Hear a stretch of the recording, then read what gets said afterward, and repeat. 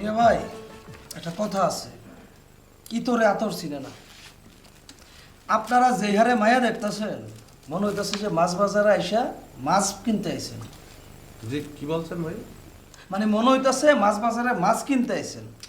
আরে ভাই, এটা একটা কথা বলতে আছেন, জীবনে বিবাহ কি 50টা করবো? একটাই তো বিবাহ করবো, তা মেয়েটার একটু দেখে শুনে নেবো না?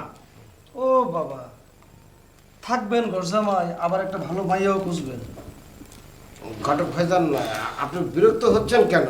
ঠিক আছে, ঘটক মাসে থাকবে, কিন্তু দেখে শুনে ভালো মন্দ একটা পছন্দ করার ব্যাপার আছে না, এটা থাকতে পারে না বলেন? সেটা তো অবশ্যই থাকতে পারে, কিন্তু উনি যেভাবে মেয়ে দেখতেছে, ওনার এইভাবে মায়া পছন্দ হইব না। শুনেন, এই মেয়েটা দেখতে যেমন মোটা, তার টাকা পয়সাও কিন্তু এরকম মোটা। টাকা শুধু 3টা বাড়ি, কোনো ভাই নাই। এই মেয়ের যে বিয়ে করবো, সেই মেয়ের জামাই সব বাড়ি টাকা পয়সা মালিক হইব, মানে শর্টকাটে বড় লোক, বাড়িওয়ালা। ভাই, এই ছবিটা দেখার পরে আমার চক্ষু বন্ধ করে একটা দৃশ্য দেখলাম। রেসলিং দেখছেন না? ওই যে মেয়েরা কুস্তি করে জাগাইয়ে পুরুষে পাচার দেয়, দেখছেন না? আমি দেখলাম যে এই মেয়েরা আমার সকাল সন্ধ্যা পাঁচ হইতে আছে, এরে কোনোভাবে বিবাহ করা যাবে না ভাই, এটা সম্ভব না ভাই। ডিফিট এলাম, মেয়ে ছাড়া কোনো মেয়ে নাই আপনার কাছে? অবশ্যই আছে। শোনেন, একটা কথা বলি, সব ধরনের মেয়ে আমার এখানে আছে। এই ব্যবসাটা আমাদের আদি ব্যবসা। আমার দাদা 60 বছর, আমার বাপের 45 বছর, আমি আজকে 15 বছর করতেছি। জি।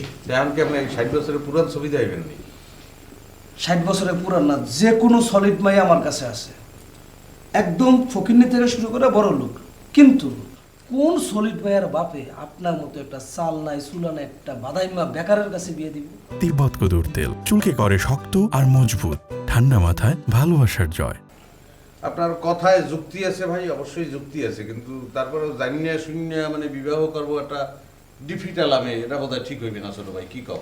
বড় ভাই, আমারও তাই মনে হইতেছে, হুট করে এরকম মনের বিরুদ্ধে ডিসিশন নেওয়া ঠিক হবে না। আমরা যদি কোনোভাবে একটা চাকরি ম্যানেজ করতে পারি, তখন দেখবেন যে আপনি যেটা পছন্দ করবেন, মানে আপনার চয়েস মতো কিন্তু আপনি ভালো একটা বিয়ে করতে পারবেন। বিয়ে শাদী নিয়ে আসলে এই জুয়া খেলাটা ঠিক হবে না, তুই তোর জীবনে এই একটা দামি কথা বলছো না। নো রিস্ক নো গেইন, এই কথাটা আমি নিজেই বলি, কিন্তু বিবাহের ক্ষেত্রে সারা জীবনের ব্যাপার, একটা রিস্ক লইয়া সারা জীবন ভুগবো, এটা কিন্তু হয় না। ওকে, ভালো কথা, ঠিক আছে ভাই, আপনি ওই ভালো মেয়ের খোঁজ আসলে তখন ফোন দিয়ে আসি। এই বসেন, আসি মানে কি? ফি কই? ফি? কিসের কিসের ফি? ও, ইলিশ মাছ বোঝেন আর কাটা বোঝেন না, ভালো মাইয়া বোঝেন, ফিটা বোঝেন না, ফি দিয়া যান। এই যে মেয়ে দেখলেন না, 2000 টাকা। মেয়ে? এটা মেয়ে দেখা? কি বলতে আছেন? কি দেখলেন আপনি? এগুলো মেয়ে দেখলেন না? কতগুলো দেখলেন? কিসের টাকা চাইতে আছেন আমি বুঝলাম না। আপনি দেখেছেন ছবি, ছবি মানে কি একটা সব মরা হইয়া? ভিডিও দেখাইলে তবু কথা আছিল। ভিডিও আসছে, ভিডিও দেখেন। কোথায়? ওই যে বড় পর্দায় দেখেন, বড় পর্দা।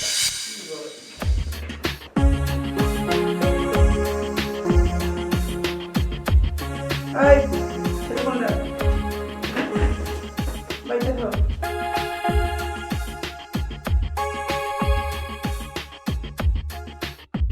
নাম কি? বাবার নাম? মায়ের নাম? আমার মায়ের নাম এই, আমার চেয়ার, চেয়ার। এই, আমার চেয়ার।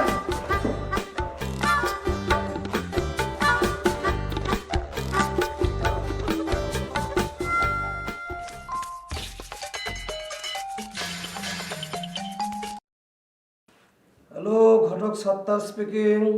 হ্যাঁ, আমি ওই যে 6 নম্বর রোডের ফিরোজ চৌধুরী বলছি। কেমন আছো? আচ্ছা শোনো, আমার একটা পাত্র দরকার। জি, আপনার পাত্র দরকার?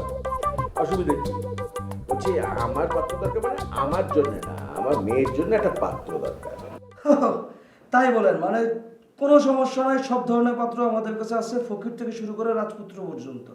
আচ্ছা শোনো, ওই ফকির থেকে আমির ওই ধরনের কোনো পাত্র আমার দরকার নেই। আমার মেয়ের জন্য একটা আনস্মার্ট, গরিব, চালচুলোহীন পাত্র, যে নাকি আমার মেয়ের কথায় আপস অ্যান্ড ডাউন, ওঠে এবং বসে। আর আমার জন্য দরকার, আমার ছেলে তো এখন কেনাডা, দেশে একটা ছেলে, সে ঘুরবে ফিরবে আর আমাকে আব্বা বলে ডাকবে, আমার জানটা জুড়িয়ে যাবে। এরকম ছেলে আছে তোমার হাতে? আচ্ছা, মানে স্যার আপনি হচ্ছে যে একটা ঘর জামাই পাত্র খুঁজছেন। আচ্ছা, মানে আপনার মেয়ের কি আগে কখনো কোথাও বিয়ে হয়েছিল? স্টুপিডের মতো কথাবার্তা বলো। তুমি কি আমার মেয়েকে দেখেছো? অসম্ভব সুন্দরী একটা মেয়ে। সে মেয়ের আগে কোনো বিয়ে হয়েছিল কিনা? না, হয়নি। Good good good.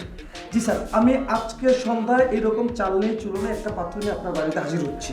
স্যার আপনার ঠিকানা রেখে দিন, একটু বলতেন কেন? তুমি চেনো না সোসাইটি 6 নম্বরে? সত্যি সত্যি